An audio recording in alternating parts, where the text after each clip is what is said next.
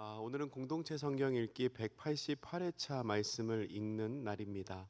구약 성경 역대상 7장과 8장, 그리고 신약 성경은 디도서 2장, 시편은 38편 말씀을 읽습니다. 이 새벽에는 우리가 디도서 2장 말씀을 함께 읽고 말씀을 나누도록 하겠습니다. 지난주 새벽에 디모데 전후서를 살펴보았습니다. 여러분 기억하시죠? 제가 말씀 전할 때 디모데 전후서는 목회서신에 속한다고 말씀을 드렸었습니다.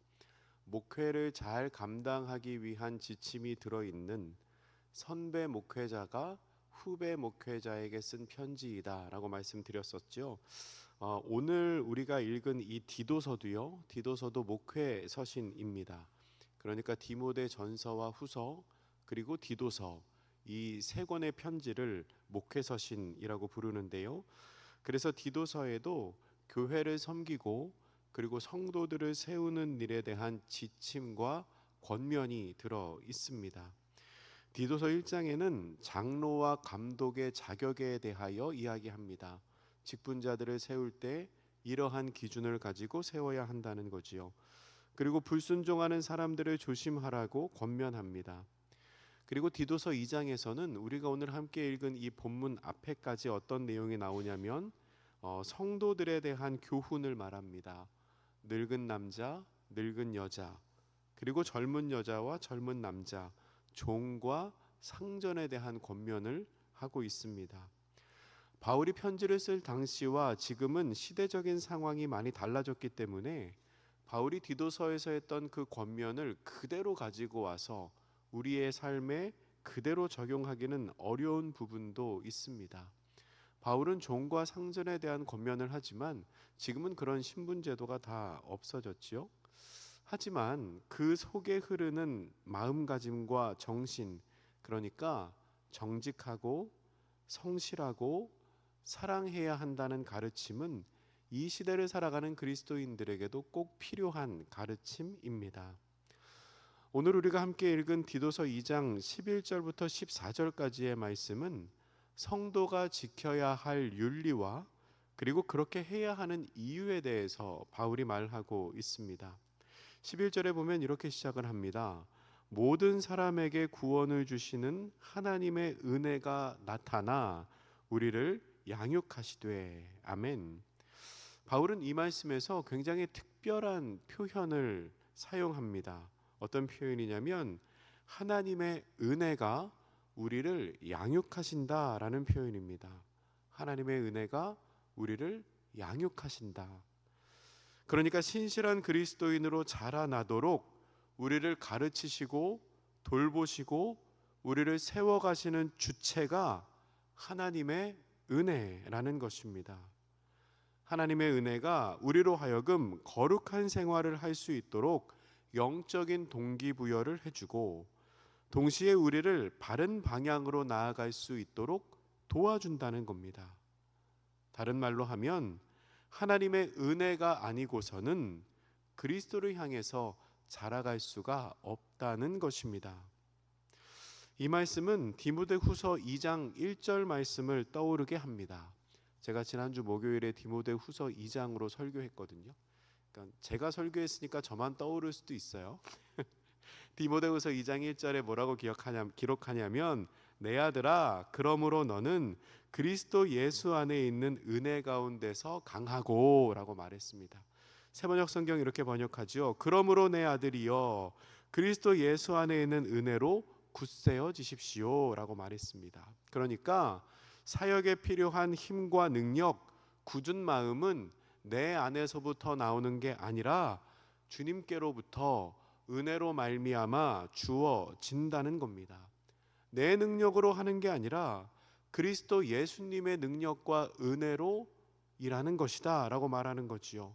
그러고 보니까 바울은 후배 목회자들에게 편지를 할 때 계속해서 하나님의 은혜를 이야기합니다. 그러니까 힘과 능력도 하나님의 은혜로 말미암아 주어지는 것이고 우리를 양육하는 일도 하나님께서 은혜의 손길로 하시는 일이라는 겁니다. 은혜가 아니고서는 감당할 수가 없고 주님께서 은혜를 주시면 다 감당할 수 있게 된다는 겁니다. 하나님을 사모하는 마음으로 새벽을 깨워 예배하시는 우리 모두에게도 그러한 은혜가 있기를 축원합니다.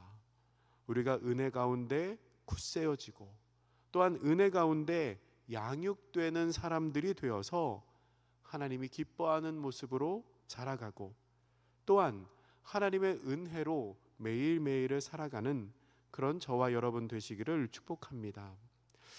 은혜가 우리를 양육한다라고 말씀을 하셨는데요.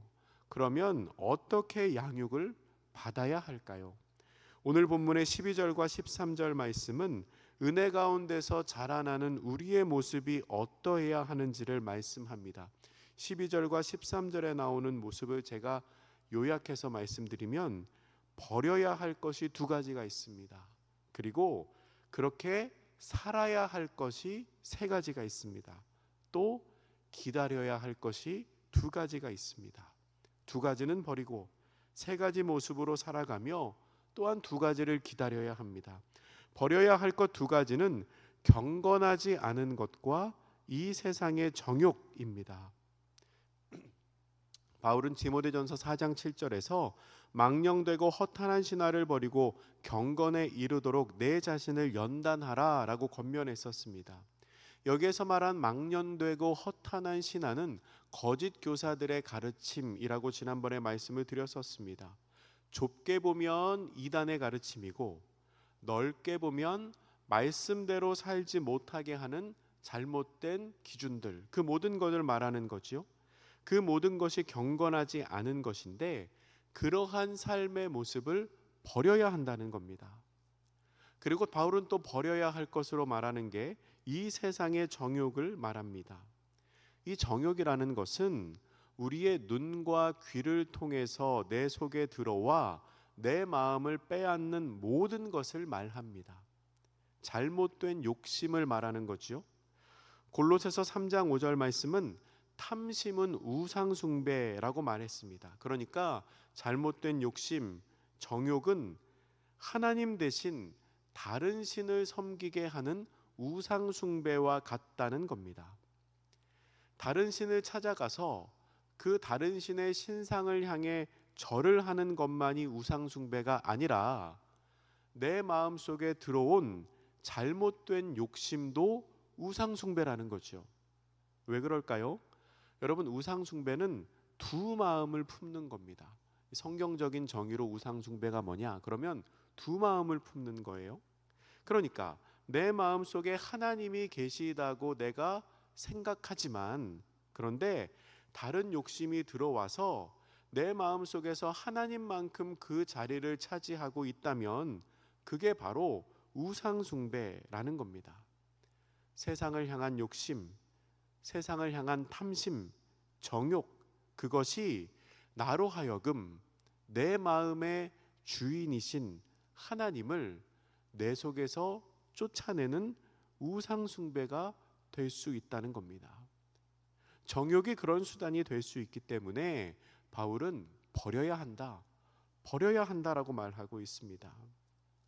그렇게 버릴 것을 버린 우리는 세 가지의 모습으로 살아가야 합니다. 12절 하반절에 보면 그 세 가지가 나오는데요. 신중함과 의로움과 경건함으로 살아야 한다라고 권면합니다. 신중함은 헬라어로 소프로노스라고 합니다. 이 말의 의미는 정신을 차려서 절제하며 라는 의미가 있습니다. 그러니까 이 세상 살아갈 때 정신을 똑바로 차려야 된다는 겁니다. 사탄 마귀는 우는 사자와 같이 돌아다니며 삼킬 자를 찾고 있습니다. 그 꼬임에 넘어가지 않기 위해서는 깨어 있어야 된다는 겁니다. 정신을 차려야 한다는 거죠. 그리고 의로움이라는 단어는 디카이오스인데요. 의롭게, 옳게, 바르게, 정당하게 라는 의미입니다. 이 의로움은 하나님의 뜻대로 살아가는 것입니다. 하나님의 뜻과 하나님의 질서에 합당하게 살아가는 것이 의롭게 살아가는 겁니다. 여러분, 마태복음에 보면 예수님께서 세례 요한에게 세례를 받으시는 장면이 나옵니다. 우리 잘 아는 장면이죠. 근데 예수님이 세례 요한에게 세례를 받으시려고 하니까 요한이 예수님을 만류합니다. 뭐라고 이야기를 하냐면 내가 당신에게 세례를 받아야 하는데 왜 당신이 나에게 오십니까? 라고 말합니다. 그러니까 세례 요한은 예수님이 하나님의 아들이신 것을 알아보고 아니 예수님 제가 당신께 세례를 받아도 부족한데 어떻게 저에게 세례를 받으시려고 합니까? 라고 말하죠. 그런데 그때 예수님이 뭐라고 말씀을 하시냐면 마태복음 3장 15절에 보면 이제 허락하라 우리가 이와 같이 하여 모든 의를 이루는 것이 합당하니라 라고 말합니다. 모든 의를 이루는 것이 합당하니라. 그때도 이 디카이오라는 단어가 사용이 되는데요. 그러니까 잠깐 생각해 보면 세례 요한의 말이 맞는 것 같아요. 그렇지 않습니까? 어떻게 예수님이 요한에게 세례를 받습니까? 그런데 예수님의 말씀은 그게 아니라는 겁니다.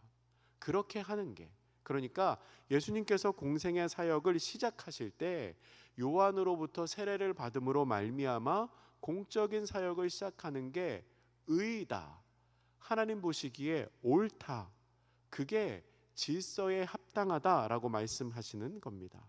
그게 하나님의 질서를 세워가시는 단계라는 거지요. 그런데 여러분, 세례 요한이 오해했던 것처럼 때로는 이 하나님의 질서가, 하나님의 의가 세상의 질서와는 많이 다르기 때문에 우리도 오해할 때가 많습니다. 이 세상 속에서 세상의 기준이 아니라 하나님의 질서를 따라서 살아가야 하는 우리에게는 그 하나님의 의를 지켜가는 게 참 쉽지 않지요. 그러나 그럴 때에도 성도는 오늘 본문의 권면대로 하나님의 질서를 따르는 의로움을 지켜가며 살아야 한다는 겁니다. 또한 그리스도인들은 경건함으로 살아야 합니다. 경건은 목회서신에서 바울이 후배 목회자들에게 계속해서 이야기하는 주제입니다. 우리는 말씀과 기도로 거룩하여지며 또한 금생과 내생의 약속이 있는 경건에 이르도록 스스로를 연단해야 합니다. 그리고 마지막으로 두 가지를 기다리며 살아가야 합니다. 그 두 가지는 13절에 나오는 대로 복스러운 소망과 예수 그리스도의 영광이 나타나심입니다. 이것은 소망 가운데 그리스도께서 다시 오실 것을 기다리는 기다림, 그 기다림이 우리 중에 있어야 한다는 겁니다. 다시 오시겠다고 말씀하신 예수님은 그 약속대로 하나님의 때에 우리에게 반드시 다시 오실 것입니다. 그리고 주님께서 다시 오시게 되면 망가지고 깨어졌던 모든 것들이 주님의 은혜로 말미암아 새로워지고 또한 고쳐지고 우리 가운데 영원한 생명이 허락될 것입니다. 그 주님께서 다시 오실 날, 그리고 그 주님께서 허락하실 회복을 기대하는 소망으로 살아가야 한다는 겁니다.